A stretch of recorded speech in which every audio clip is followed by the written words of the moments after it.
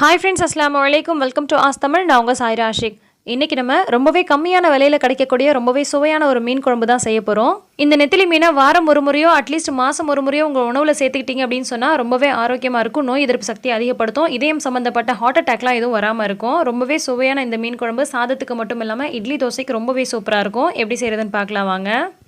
First ஒரு கடாய் அடுப்புல வச்சு நல்லெண்ணெய் ஊத்திக்கலாம். 2 ஸ்பூன் அளவுக்கு நல்லெண்ணெய் சேர்த்துட்டு இப்போ இது கூட வெந்தயம், கடுகு, ஜீரகம் இது மூணும் கொஞ்சமாக கலந்து வச்சுருக்கேன். அதை நான் இது கூட சேர்த்துக்கிறேன். கூடவே கொஞ்சம் போல் கருவேப்பிலை சேர்த்துக்கலாம்.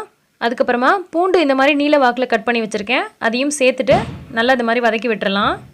பூண்டு லைட்டாக வதங்கி வந்ததுக்கப்புறமா வெங்காயத்தை சேர்த்து வதக்க போகிறோம். வெங்காயம் வந்து ஒரு 3 வெங்காயம் போல் நீல வாக்கில் இந்த மாதிரி கட் பண்ணி வச்சுருக்கேன். அதை சேர்த்துட்டு அதையும் நல்லா வதக்கிடலாம். வெங்காயம் நல்லா நிறம் மாறி நல்லா வதங்கி வரணும்.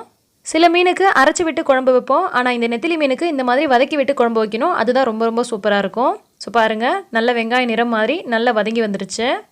இப்போ இது கூட கட் பண்ணி வச்சுருக்க தக்காளியை சேர்த்துக்கலாம். 3 தக்காளி இந்த மாதிரி கட் பண்ணி வச்சுருக்கேன். அதை இது கூட சேர்த்துட்டு நல்லா வதக்கிடலாம். தக்காளியும் நல்லா வதங்கி வரணுங்க. தக்காளி நல்லா வதங்கி அதில் ஈரப்பதம் மாதிரி இருக்கும் இல்லையா, அதெல்லாம் போயிட்டு இந்த மாதிரி நல்லா எண்ணெய் பிரிஞ்சு வரணும். அது வரைக்கும் நல்லா வதக்கி விட்டுக்கோங்க தக்காளியை.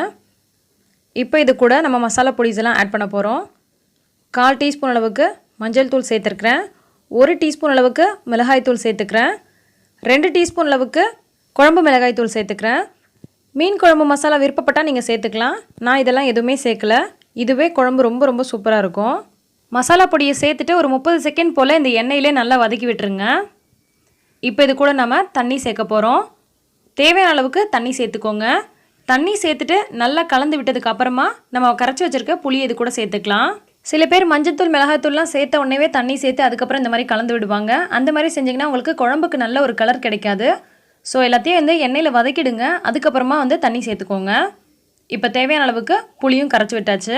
எலுமிச்சைப்பழ அளவுக்கு புளி ஊற வச்சுருந்தேன். ஸோ அதை நான் கரைச்சி சேர்த்துக்கிட்டேன். இப்போ தேவையான அளவுக்கு உப்பு சேர்த்துக்கலாம். இப்போ இது எல்லாத்தையும் ஒரு முறை நல்லா கலந்து விட்டுறலாம். இப்போ மீன் குழம்பு கொதி வர ஆரம்பிச்சிருக்கு. இது நல்லா கொதி வர ஆரம்பித்ததுக்கப்புறமா மூடி போட்டு தேவையான அளவுக்கு கொதிக்க விட்டுக்கோங்க. உங்களுக்கு குழம்பு எந்த பதத்துக்கு வேணுமோ அந்த பதத்துக்கு சுண்ட விட்டுக்கோங்க. ஒரு 5லேருந்து ஒரு 8 நிமிஷத்துக்கு கொதிக்க விட்டிங்கன்னா சரியாக இருக்கும். இப்போ நல்லா கொதிச்சிருச்சு. ஓப்பன் பண்ணிக்கலாம். இந்த மீன் குழம்பு ரொம்ப கெட்டியாக வைக்கிறத விட கொஞ்சம் தண்ணியாக வச்சிங்கன்னா சாப்பிட்றதுக்கு ரொம்ப சூப்பராக இருக்கும். அதுவும் இட்லி தோசைக்கு அல்டிமேட்டாக இருக்கும். கண்டிப்பாக நீங்கள் இதே மாதிரியே ட்ரை பண்ணி பாருங்கள். உங்களுக்கும் சூப்பராக வரும். செம டேஸ்ட்டாக இருக்கும்.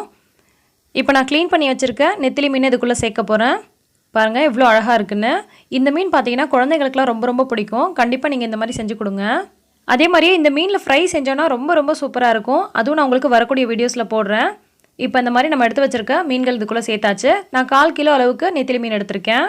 உள்ளே சேர்த்துட்டு கரண்டியால் லைட்டாக இந்த மாதிரி அழுத்தி விட்டுக்கோங்க. அப்போ தான் வந்து நமக்கு எல்லா பக்கமும் நல்லா வேகும்.